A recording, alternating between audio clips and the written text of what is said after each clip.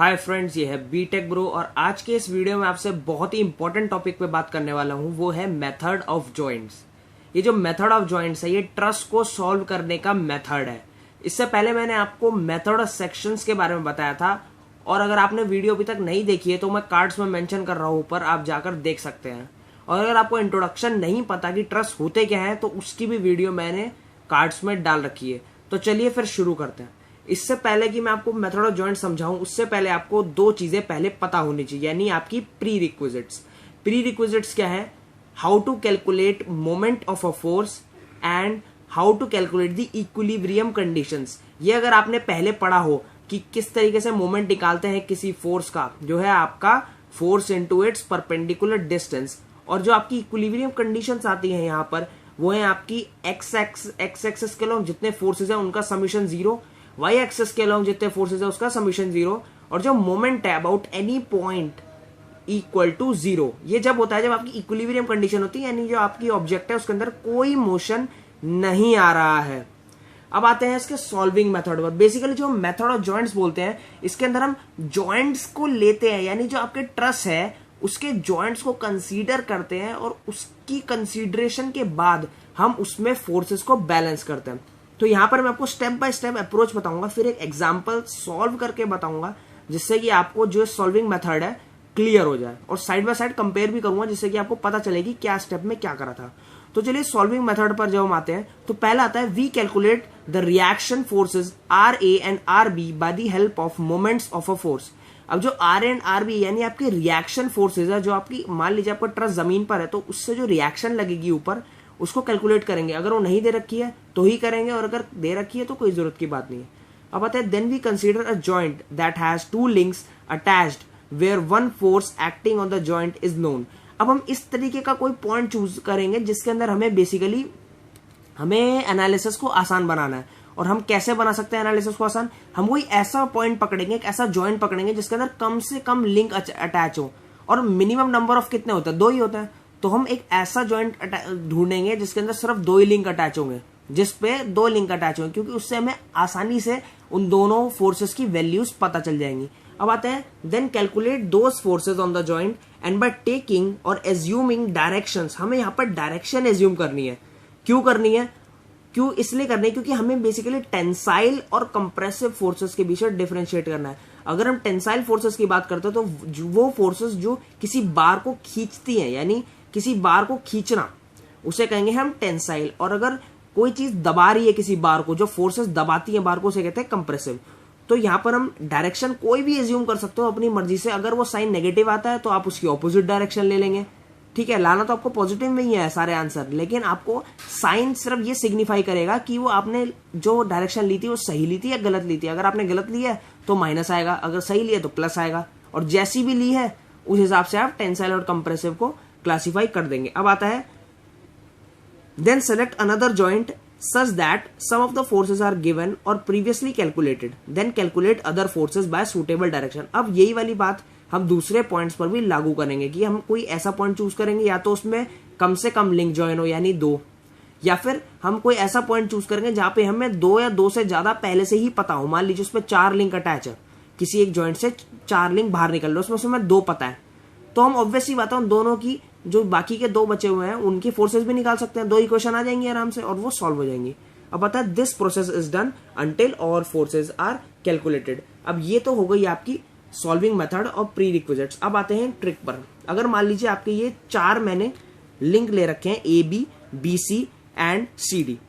अगर मैं इसमें टेंसाइल फोर्सेस को कंसीडर करता हूं और अगर मैं इस पॉइंट के अबाउट मेथड ऑफ जॉइंट लगा रहा हूं, अगर मैं इसमें टेंसाइल फोर्स का लगाऊंगा, ध्यान देने की बात है, तो मैं इससे बाहर निकलते हुए एरो को रिप्रेजेंट करूंगा। यह बात बहुत जरूरी है समझाने के लिए कि अगर आप यहां से ए बी सी और डी, अगर मैं कोई भी एक ऐसी स्ट्रेट लाइन में ले रहा हूं, कहीं पे भी हो सकते हैं, अगर ए और बी के बीच में आपने टेंसाइल फोर्स कंसीडर करा, यानी आपने अगर डायरेक्शन ऐसे एज्यूम करी है इधर की तरफ, और अगर ये आंसर पॉजिटिव आता है तो यानी जो आपने फोर्स आई थी आपकी वो है आपकी tensile in nature.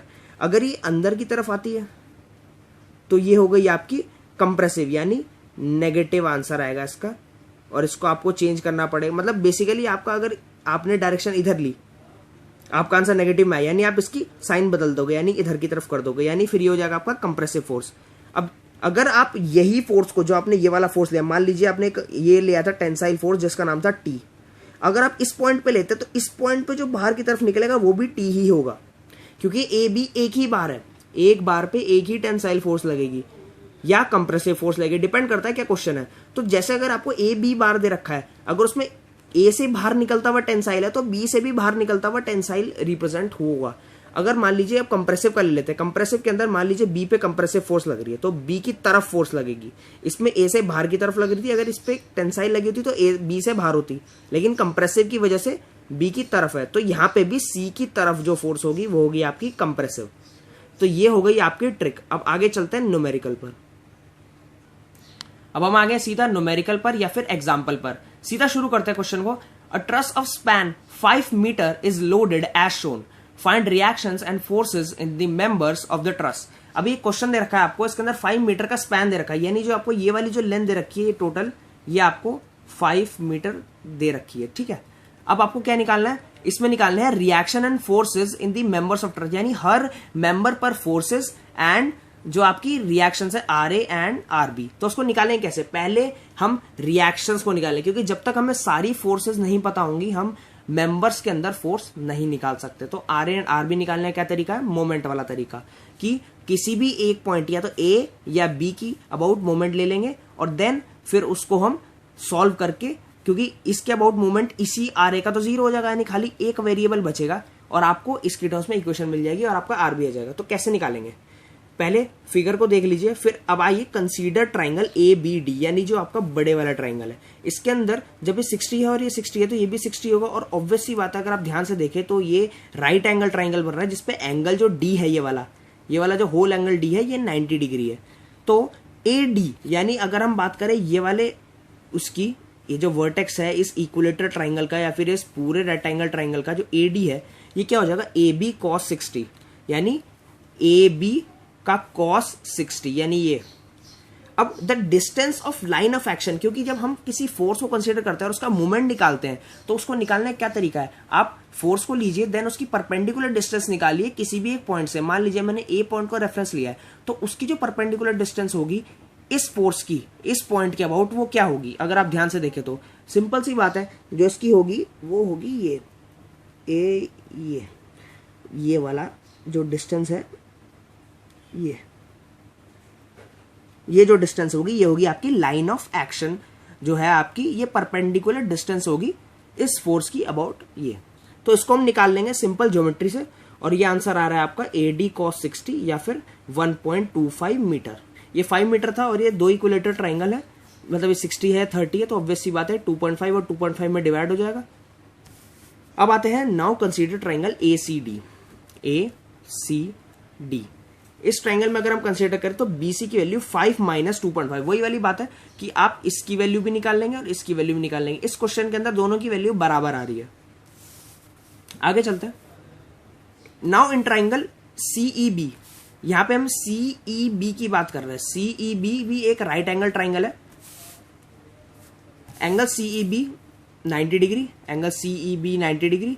BE equals to BE equals to BC cos 30, यानी BC का cos ये वाला जो एंगल 30 है, ये यहाँ पर 30 है, ठीक है। तो यहां पर हम निकाल लेंगे लाइन ऑफ एक्शन इस वाली फोर्स का अबाउट इस पॉइंट, यानी जो आपका B पॉइंट के अबाउट जो लाइन ऑफ एक्शन है 12 किलो न्यूटन का। इसको निकालने का तरीका बहुत आसान है, सिंपल ज्योमेट्री से आप देख सकते हैं। अगर मैं यहां से परपेंडिकुलर ड्रॉप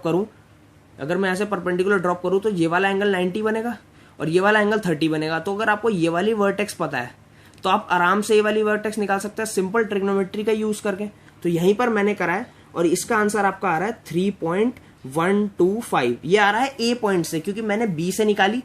भाई आपने ये वाली डिस्टेंस निकाल ली, आपने उसको 2.5 में ऐड कर दिया तो आपकी आ गई ए से डिस्टेंस, ठीक है। यहाँ पे मैंने 5 माइनस करके करा है। मैंने क्या करा, यहाँ इसके अबाउट ले ली तो इसके अबाउट जो डिस्टेंस आ रही है 5 में से माइनस कर दी तो ये वाली डिस्टेंस आ जाएगी। ये है ना, ये टोटल डिस्टेंस 5 है तो ये वाली निकाल ली। तो उसमें 5 में से ये वाली माइनस कर दी तो ये वाली आ गई, या फिर आप ये वाली डिस्टेंस सीधा निकाल सकते हो इस वाले ट्राइंगल से और उसमें 2.5 ऐड कर सकते हो, तो आपका आंसर आएगा 3.125 मीटर। ये वाली जो होल लेंथ है, ये वाली होल लेंथ जो है 3.125 मीटर। अब आते हैं इसका मोमेंट निकालते हैं, क्योंकि जब हमें सारे परपेंडिकुलर डिस्टेंसेस पता चल गए तो हम इस पॉइंट के अबाउट मोमेंट निकाल लेते हैं। अब यहाँ पे देखें, इस पॉइंट के अबाउट अगर मैं मोमेंट निकालूं तो ये वाली फोर्स तो कंसीडर नहीं होगी, क्योंकि उसी के अबाउट ये लग रही है। तो 3 फोर्सेज आएंगी, ये वाली और ये वाली। ये वाली आएगी आपकी 10 किलो न्यूटन इंटू ये वाला डिस्टेंस, प्लस ये 12 किलो न्यूटन इंटू ये वाला डिस्टेंस, और माइनस RB इंटू ये वाला डिस्टेंस। तो ये आपने RB इंटू 5, ये जो आपका RB है into 5 whole distance is equal to 10 into 1.25 plus 12 into 3.125। यहां पे मैंने किसी भी डायरेक्शन को क्लॉकवाइज एंटी क्लॉकवाइज ले लिया, वो तो शिफ्टिंग से हो जाता है। इन दोनों जो मूवमेंट कर रहे हैं that is equal to RB का मूवमेंट। RB इधर की तरफ आ रहा है आपका एंटी क्लॉकवाइज, और ये दोनों आपके क्लॉकवाइज मूवमेंट कर रहे हैं। इससे आपका RA निकल जाता है, RB निकल जाएगा क्योंकि हमने RA तो अभी रखा नहीं था, तो RB आ गया आपका 10 किलो न्यूटन। अब RA क्या आएगा, total load minus RB। Total load थी आपकी क्या, 10 और 12 किलो न्यूटन जो हमने लिखी थी, तो ये आ गई आपकी 10 plus 12 minus 10 equals to 12 kilo newton. तो ये आ गई आपकी RA एंड RB की कैलकुलेशन। अब हम आगे चलते हैं, जो हमारा मेन काम जो क्वेश्चन में दे रखा है वो दे रखा है हमें फोर्सेस निकालना हर मेंबर पे, तो इसलिए हम कंसीडर करेंगे इक्विलिब्रियम एट डिफरेंट जॉइंट। अब आप देखिए कि हमें जॉइंट का सिलेक्शन कैसे करना है। मान लीजिए जैसे हमने एक क्वेश्चन दे रखा था, इसके अंदर हमें ACBED ये पॉइंट्स दे रखे थे हमें, यानी पॉइंट्स, यानी इन्हें जॉइंट की तरह भी हम बोलते हैं क्योंकि ट्रस है, ठीक है। तो हम इसमें पहले सेलेक्ट करते हैं कि कौन सा आसान है जिसके अंदर कम से कम लिंक्स जुड़े हैं। तो हम देख सकते हैं A पे सिर्फ 2 लिंक जुड़े हैं, AD जुड़ा है और AC जुड़ा है। ऐसे ही B पॉइंट पे देखिए BE जुड़ा है और BC जुड़ा है, तो इस पे कम लिंक्स जुड़े हैं, यानी इसके अंदर कैलकुलेशन आसान है। तो पहले हम इन दोनों पॉइंट्स को ही ले लेते हैं, इन दोनों जॉइंट्स को लेके आसानी से कैलकुलेट करते हैं। अब मान लीजिए F1 जो थी फोर्स, हमने AD वाली चूज कर ली। इसका साइन कन्वेंशन आप कोई भी ले सकते हैं अपनी मर्जी से। वो जब आप इसको वो करेंगे रिजॉल्व, अपने आप अगर आंसर माइनस आया तो आप उसकी ऑपोजिट डायरेक्शन ले लेना। यहां पर मैंने F1 को लिया है अंदर की तरफ, यानी कंप्रेसिव माना है मान लीजिए, और F2 को लिया है टेंसाइल। कुछ भी ले सकते हैं आप, दोनों टेंसाइल ले सकते हैं, दोनों कंप्रेसिव ले सकते हैं, आपके ऊपर है। बहुत सारे लोग कंफ्यूज होता है कि ऐसा क्यों लिया, भाई बुक वाला तो सब वैसे ही बताएगा ना, लेकिन कुछ भी ले सकते हो आप, जो आपके मन में है। आंसर नेगेटिव आएगा तो आप उल्टा कर देना साइन, कोई दिक्कत की बात नहीं है। अब आता है इसके अंदर आप देख सकते हैं 12 किलो न्यूटन RB जो आपकी RA थी ये ऊपर लग रही है, F1 ऐसे लग रहा है कंप्रेसिव और F2 टेंसाइल लग रहा है। तो सिंपल आप इसको हॉरिजॉन्टल और वर्टिकल कंपोनेंट से रिजॉल्व करके पहले F1 की वैल्यू निकालेंगे, क्योंकि जरूरी नहीं है कि F2 0 हो, क्योंकि ये हॉरिजॉन्टल लग रहा है ये वर्टिकल, तो आप जरूरी नहीं है कि F2 को 0 माने, तो इसलिए आप पहले F1 निकाल लें। F1 क्या होगा, F1 sin 60, F1 का sin 60 equals to 12 kilo newton, क्योंकि F1 नीचे की तरफ मैंने लिया है इसमें, तो ये इसके अंदर ऐसे आ जाएगा, कोई नेगेटिव साइन नहीं आएगा, यानी जो मैंने साइन लिया था सही लिया था, यानी ये कंप्रेसिव ही होगा। तो आंसर आ गया आपका F1 equal to 13.856 kilo Newton, और इसके आगे लिख देते हैं हम कंप्रेसिव या C, कुछ भी लिख सकते हैं आप।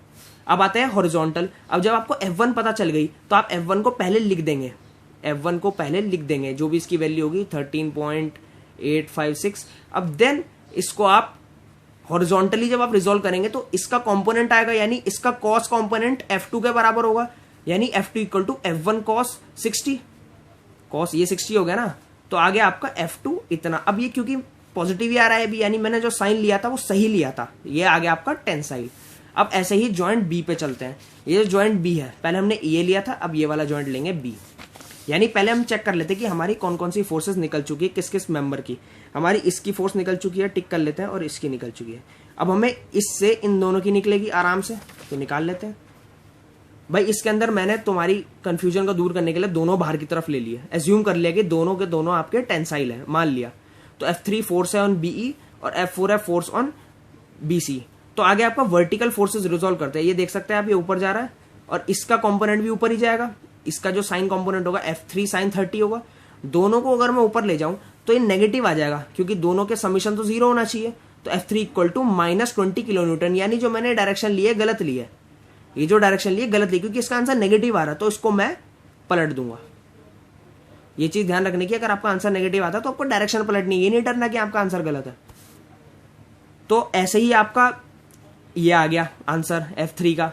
तो अब इसको कर देंगे +20 किलो न्यूटन, यहाँ पे लिख देंगे क्योंकि अंदर की तरफ जा रहा है तो ये कंप्रेसिव लिख देंगे। अब हॉरिजॉन्टली, अब यहाँ पे मैंने मान लिया ये भी भारी ले रखी थी, और जब आप इसका कंपोनेंट इसमें डालेंगे तो आंसर आपका पॉजिटिव ही आ रहा है, जैसे मैंने ऊपर करा था। तो यानी ये डायरेक्शन भी सही है और ये आंसर जो आपने निकाला ये भी सही है। तो आपके बेसिकली 4 आंसर तो निकल चुके हैं, F1 के, F2 के और F3 के और F4 के। यानी अगर मैं आपको क्वेश्चन पे दिखाऊं तो आपके ये 4 मेंबर्स के निकल चुके हैं फोर्सेस। अब बचे कौन से? ये और ये 3 बचे हैं ना। तो 3 बचने के लिए हम कोई ऐसा पॉइंट ले लेते हैं जिससे, एक पॉइंट ऐसा ले लेते हैं जिसमें हमें 2 पता है 2 नहीं पता। मान लीजिए C पॉइंट ले लेता हूँ, 2 हमें पता है 2 नहीं पता, 2 इक्वेशन निकलेंगी, 2 वेरिएबल है और 2 ही इक्वेशन है, तो इसलिए वो आराम से सॉल्व भी हो जाएगा। अब देखो यहाँ पे ये C पॉइंट ले लिया, ये F2 था, ये F4 था, जो ये F4 था और ये F2 था, ठीक है। ये दोनों में पता है, ये दोनों हमें नहीं पता। तो हम क्या करेंगे, पहले वर्टिकली फोर्सेस को बैलेंस कर लें, क्योंकि इन दोनों का इन्वॉल्वमेंट पहले नहीं आएगा। तो F5 और F6 के बीच में एक रिलेशन आ गया, क्योंकि दोनों में 60 डिग्री का एंगल है, इसलिए F6 sin 60 plus F5 sin 60 equals to 0। अब इसका मतलब क्या हो जाएगा, F6 equals to minus of F5। ये मान लीजिए पहली इक्वेशन। ये तो सिंपल है, इक्वेशन सॉल्व करने का तरीका आपको आना चाहिए। अब इसको हम अगर हॉरिजॉन्टली करेंगे, हॉरिजॉन्टली करने पे क्या होगा, जो इसके कॉस कंपोनेंट आएंगे वो F2 और F4 के साथ भी आएंगे, यानी F2 माइनस F6 का cos 60, यानी F6 अगर इसको मैं एक्सटेंड करूं तो ये F6 आएगा, है ना, ये F6 आएगा। और अगर मैंने इसको ऐसे एक्सटेंड कर दिया तो ये 60 आ जाएगा। तो इसका जो cos होगा F6 का cos, यानी ये, तो F2 के उल्टा है ये, therefore F2 minus F6 cos 60 is equal to F4। अब इसका F4 के उल्टा होगा, F4 माइनस F5 cos 60। अब इसके अंदर आप इसकी वैल्यू डाल दो, सीधा आपके दोनों के आंसर आ जाएंगे। वो आएंगे आपके F5 equal to 10.392 kilo Newton.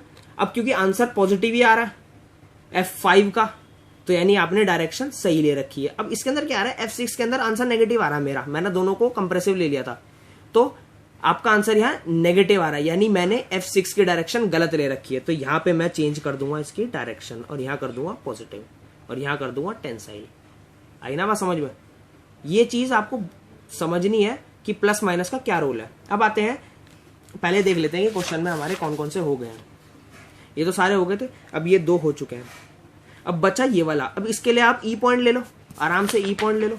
मैंने E पॉइंट ले लिया, इस पर 12 किलो न्यूटन की ऊपर से फोर्स लग रही है, ठीक है। और F3 आपको पहले से ही पता है, आपको F7 निकालना है। मान लीजिए कंप्रेसिव ले लिया, और F5 भी आपको पता है, आपने C पॉइंट से निकाल लिया। अब ये तो बहुत ही सिंपल है, इसके अंदर आप XY से अच्छा इसी पॉइंट, इसी जो लाइन है ना आपकी ये वाली D और B, इसी के अलावा आप फोर्सेस रिजॉल्व कर लो, सबसे आसान है। देखो कैसे, अब F7 मान लीजिए अंदर की तरफ जा रहा है, F3 बाहर की तरफ जा रहा है, तो F7 प्लस 12 cos 60, 12 का cos 60, यानी जो इधर की तरफ लाई कर रहा है, that will be equal to F3। अब इससे सीधी F7 की वैल्यू हो जाए, क्योंकि F3 हमें पता था। तो ये आ गए आपके सारे आंसर, यानी आपके सारे जो फोर्सेस थे हर मेंबर पर कैलकुलेट हो चुके हैं। अब मैं आपको बताता हूँ कि मेथड ऑफ सेक्शन और इसमें फर्क क्या है। मेथड ऑफ सेक्शन में और मेथड ऑफ जॉइंट्स में फर्क है कि जब आपको सारे मेंबर्स पर फोर्सेस निकालनी होती है किसी भी ट्रस में, तो आप मेथड ऑफ जॉइंट यूज करते हैं, क्योंकि मेथड ऑफ सेक्शन के अंदर आप 3-3 के कॉम्बिनेशन लेते हैं। आपको 3 मेंबर्स का कॉम्बिनेशन लेना पड़ता है, जो कभी कभी बहुत मुश्किल हो सकता है। अगर आपको सारे मेंबर्स पर फोर्सेज निकालनी है और कोई बड़ा कॉम्प्लिकेटेड ट्रस है, तो आपको सिलेक्शन करने में दिक्कत हो सकती है मेंबर्स, क्योंकि उसके अंदर पर्टिकुलर सिलेक्शन चाहिए होता है कि वो एडजेसेंट होने चाहिए। अगर आपने वीडियो नहीं देखी, मैंने आपको पहले बता दिया, कार्ड्स में डाल रखी है, देख लेना। इंट्रोडक्शन भी जरूर देखना। तो बस इस वीडियो के लिए इतना ही। पसंद आया तो यार लाइक मारो, और अगर पढ़ाई के चक्कर में तो सब्सक्राइब करो, प्लीज प्लीज प्लीज सब्सक्राइब करो उस बटन के साथ। यार तुम उसका मेथड ऑफ जॉइंट कर मारो या मेथड ऑफ सेक्शन, मुझे नहीं पता, बस क्लिक हो जाना चाहिए। चलो यार, अब मेरे को अगली वीडियो पे काम करना है, बहुत गर्मी लग रही है।